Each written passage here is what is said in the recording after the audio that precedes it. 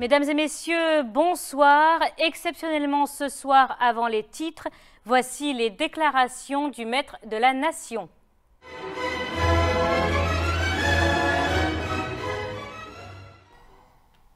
Chers citoyens, chères citoyennes, cela fait désormais plusieurs années que les Ariens nous empêchent de vivre. Ils volent nos emplois, nos salaires, nos vies. Nous savons que vous attendez depuis longtemps leur départ, mais il faudra encore être patient. Le paradis ne se fait pas en un jour.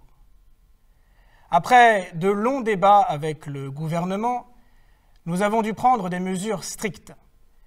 Dès demain matin, 10 heures, la vie va peu à peu reprendre un sens légitime.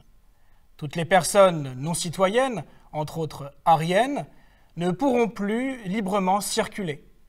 De même, il est du bon sens qu'elles ne pourront plus étudier dans le supérieur ou encore gagner plus de 2 000 € par mois, c'est inconcevable. Un système de ségrégation sera donc mis en place dans les transports en commun, les restaurants, les commerces. Les citoyens pourront continuer de jouir de tous leurs privilèges. Quant aux autres, ils ne devront pas avoir accès aux espaces réservés aux citoyens. Enfin, les mariages et autres unions de couples mi-citoyens, mi-ariens seront eux aussi interdits. Tout contrevenant à ces nouvelles mesures s'expose à une amende de 4 500 € et, en cas de récidive, à la prison à perpétuité. Notre nation n'attend que d'être libre et heureuse. Et ce soir, nous prenons enfin la bonne voie. Vive la nation, vive les citoyens.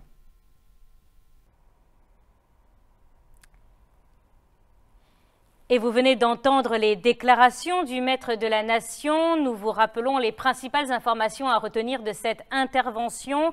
Toute personne dite non citoyenne, soit arienne, ne sont désormais plus autorisées à se rendre sur un lieu de travail ou d'études supérieures. Elles devront être séparées des autres citoyens dans les cafés, restaurants, lieux publics et transports en commun. Tout contrevenant s'expose à une amende de 4 500 €. Des mesures qui rassurent et qui devaient être prises. Notre pays se couchera ce soir dans la tranquillité. Écoutez ces quelques témoignages de Laurent Marius et Christophe Orcan. Qu'est-ce que tu penses des dernières annonces du maître de la Nation? On les attendait, quand même. Franchement, il était temps. Je suis super heureux. Mais je suis super heureux. Mais écoute, demain, je vais sortir, mais fier d'être brun. Je pense que le maître de la Nation, il a bien fait, mais il aurait pu faire encore plus, je trouve. C'est-à-dire que dans mon lycée, il y a vraiment un groupe d'Ariens qui ne devrait pas être là, quoi. Ils servent vraiment à rien et puis ils causent beaucoup trop de problèmes. Et pas que dans mon lycée, je sais, je connais d'autres personnes qui connaissent des Ariens et d'ailleurs je pourrais les dénoncer. On ne travaillait pas de la même façon, on n'avait pas le même objectif. Il y a un objectif, c'est le bien commun, la nation, et on a un groupe de gens qui vont à l'envers. Donc c'est vraiment bien qu'on soit tous ensemble à travailler dans le bien commun pour la nation. Le maître a eu raison. Eh bien, ça me rassure, c'est une bonne chose, surtout pour mes enfants. Il y a beaucoup de blonds aux yeux bleus qui traînent dans ce village et ça me rassure. Tu te rends compte? Une vie sans blond, enfin, depuis le temps qu'on en rêve. Parce que là, on joue des hypocrites jusqu'ici. Mais maintenant, ça y est, on va se débarrasser d'eux, on va pouvoir vivre entre nous. Et ça va augmenter ça va améliorer notre vie, ça va augmenter notre pouvoir d'achat, etc. Oh, c'est génial, franchement, c'est génial. Je suis heureux. Merci, vraiment merci. Je pense que vraiment, ils devraient pas être là et partir loin avant qu'on les retrouve et qu'on les tabasse. Est-ce que tu aimerais du coup que les restrictions aillent encore plus loin? Oui, pourquoi pas, oui. Je ne sais pas dans quelle mesure, mais oui, pourquoi pas.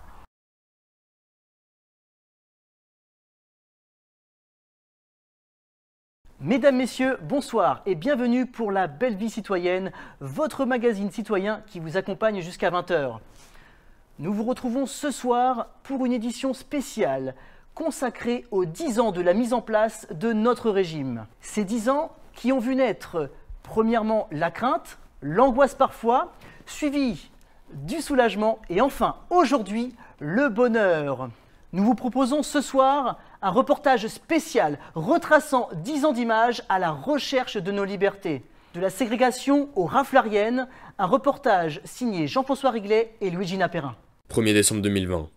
Peu de temps après la prise de pouvoir du maître de la nation, les réformes de la ségrégation anti-arienne ont été mises en place. Dès le 2 décembre, notre pays changeait de face.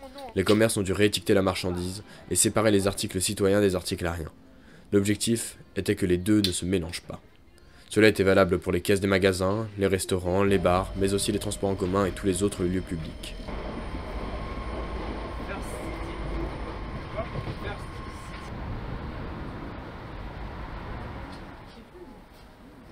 Depuis ce jour, les Ariens n'exercent que de sous-métiers et n'ont droit qu'à très peu d'avantages sociaux.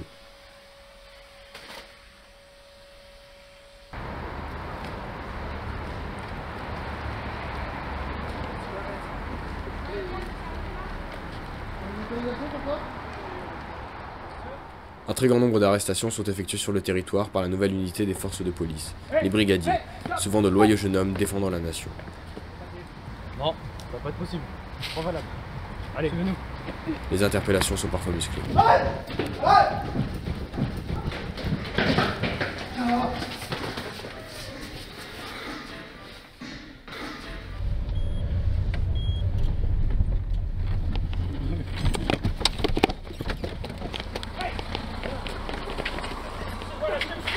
Bouge pas! Bouge pas!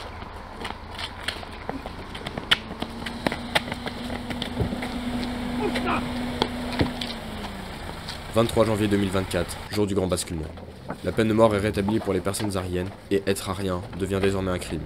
Pour la première fois à la télévision, nous vous proposons ce soir ces images d'une exécution. La toute première, celle-ci date du 24 janvier 2024. Et nos équipes ont été autorisées à les diffuser exceptionnellement.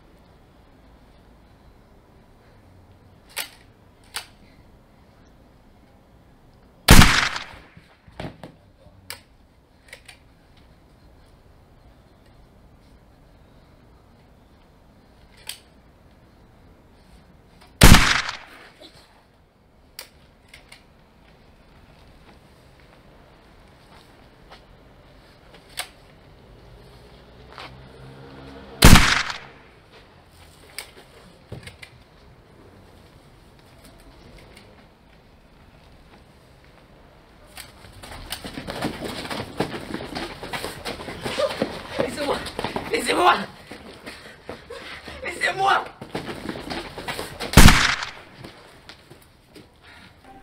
Dans les années qui suivirent, plusieurs réformes ont participé à accélérer le nettoyage de la population. Les Ariens peuvent maintenant être abattus en pleine rue et plus tard directement à domicile par les nouveaux brigadiers.